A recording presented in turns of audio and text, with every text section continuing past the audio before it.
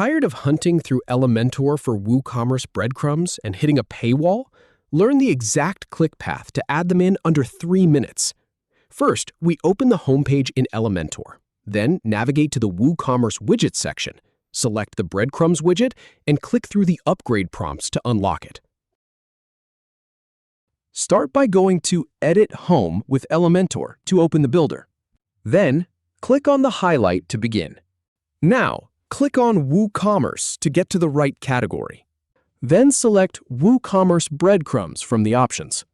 Click on Use WooCommerce Breadcrumbs widget and dozens more pro features to extend your toolbox and build sites faster and better.